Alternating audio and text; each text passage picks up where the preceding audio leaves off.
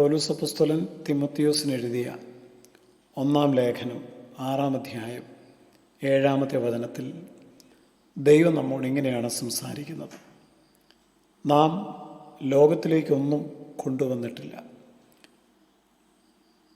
അതിൽ നിന്നൊന്നും കൊണ്ടുപോകുവാനും നമുക്ക് കഴിയുകയുമില്ല. നമ്മുടെ ജീവിതത്തിലെ ഏറ്റവും വലിയൊരു സത്യമാണ് ഇന്ന് രാവിലെ നാം കേട്ടത്. ഈ ലോകത്ത് ജനിച്ച ഓരോ മനുഷ്യരും ഒരു നാൾ ഈ ലോകം വിട്ടു പോകേണ്ടി വരും. രാജാവായാലും ദരിദ്രനായാലും വിദ്യാസമ്പന്നനായാലും വിദ്യാവിഹീനനായാലും ആരായാലും മരണം ആർക്കും ഒഴിവാക്കുവാൻ കഴിയുകയില്ല. എന്നാൽ ഒരു വലിയ സത്യം ഇവിടെ വെളിപ്പെടുത്തുന്നു. ആരായാലും ഒരാൾ മരിക്കുമ്പോൾ തൻ്റെ സ്വത്തോ സമ്പത്തോ സ്ഥാനമാനങ്ങളോ കൂടെ കൊണ്ടുപോകുന്നില്ല. ജനിക്കുമ്പോൾ ശൂന്യമായ കൈകളോടെയാണ് നാം വന്നത്. നമ്മൾ പോകുമ്പോഴും ശൂന്യമായ കൈകളോടെ തിരികെ പോകേണ്ടി വരും. ജീവിതകാലം മുഴുവൻ അധ്വാനിച്ചുണ്ടാക്കിയതെല്ലാം ഇവിടെ തന്നെ അവശേഷിക്കും. വീടും സ്ഥലവും വാഹനങ്ങളും ബാങ്കിലുള്ള നിക്ഷേപങ്ങളും പ്രശസ്തിയും അധികാരവും എല്ലാം മറ്റുള്ളവരുടെ കൈകളിലേക്ക് സ്വാഭാവികമായിട്ട് എത്തിച്ചേരും. നാം ദൈവസന്നിധിയിലേക്കാണ് പോകുന്നതെങ്കിൽ നമ്മുടെ പ്രവൃത്തികളും ദൈവമായിട്ടുള്ള ആ ബന്ധവും മാത്രമാണ് നമ്മെ അനുഗമിക്കുന്നത്. അതായത് നാം എല്ലാവരും മനസ്സിലാക്കണം, ഈ ലോകത്തിലെ ജീവിതം ഒരു സ്ഥിരതാമസം അല്ല എന്നുള്ളത്. അതൊരു യാത്രയാണ്. ഒരു യാത്രക്കാരൻ വഴിയരികിൽ വിശ്രമിക്കുവാൻ തിരഞ്ഞെടുക്കുന്ന ഒരു വിശ്രമ കേന്ദ്രത്തെ, ഒരു ഹോസ്റ്റലിനെ അല്ലെങ്കിൽ ഒരു ലോഡ്ജിനെ ഒരിക്കലും തൻ്റെ സ്ഥിരം വീടായിട്ട് കരുതാറില്ല. അതുപോലെയുള്ളൂ ഈ ഭൂമിയിലെ നമ്മുടെ വാസസ്ഥലങ്ങളും ജീവിതവുമെല്ലാം. ഇവിടെ ഒന്നും നിത്യ ഭവനങ്ങളല്ല. ബൈബിൾ നമ്മെ പഠിപ്പിക്കുന്നു, നാം ഇവിടെ പരദേശികളും അന്യരുമാണ്. എബ്രായ ലേഖനം 11-ാം അധ്യായം വിശ്വാസവീരന്മാരെ കുറിച്ച് പറയുമ്പോൾ അവർ അന്യരും പരദേശികളും എന്ന് ഏറ്റുപറഞ്ഞു എന്ന് വായിക്കുന്നുണ്ട്.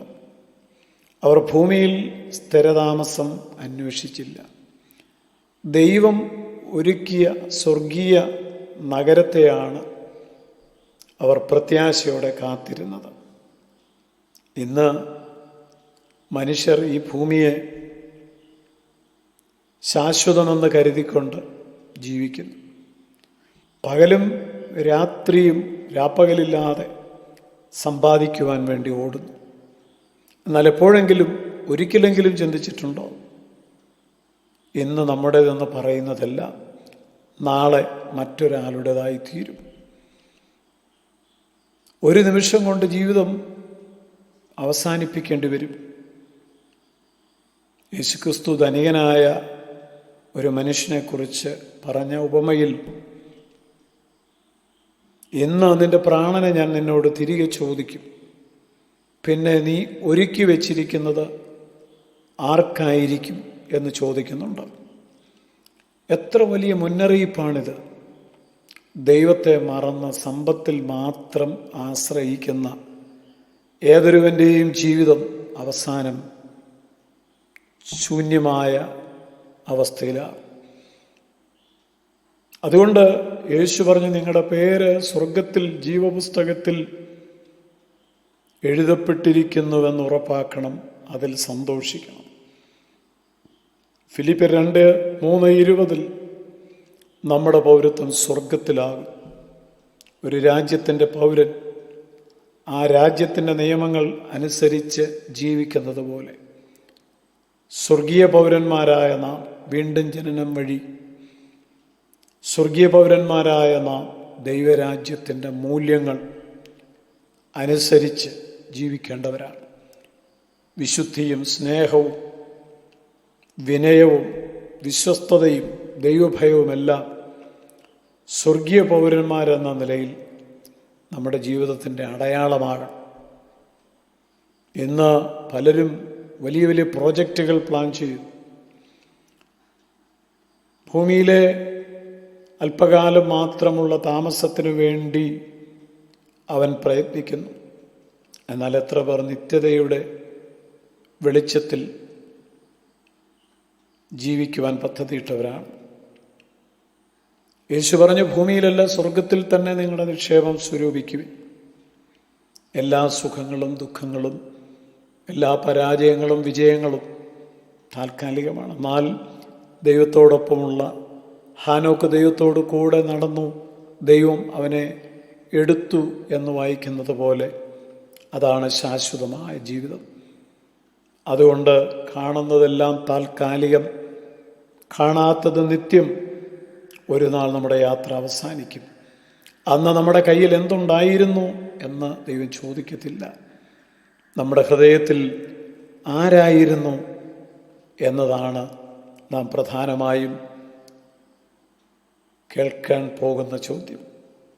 നമ്മുടെ കർത്താവും രക്ഷിതാവുമായ യേശുക്രിസ്തുവിൽ വിശ്വസിച്ച് തൻ്റെ ഇഷ്ടപ്രകാരം നാം ജീവിച്ചുവോ എന്നുള്ള ചോദ്യത്തിൻ്റെ മുമ്പിൽ നമുക്ക് എന്ത് ഉത്തരം നൽകുവാൻ കഴിയും? അതുകൊണ്ട് ഈ ഭൂമിയെ നിത്യഭവനമായി കാണാതെ സ്വർഗത്തെ ലക്ഷ്യമാക്കി ക്രിസ്തുവിനെ നോക്കിക്കൊണ്ട് ജീവിക്കുവാൻ, സ്വർഗീയ പൗരന്മാരായി ജീവിക്കുവാൻ നമുക്ക് സമർപ്പിക്കാം. അങ്ങനെ ജീവിക്കുന്നവർ ഒരു ദിവസം കേൾക്കാൻ പോകുന്ന ശബ്ദം നല്ലവനും വിശ്വസ്തനും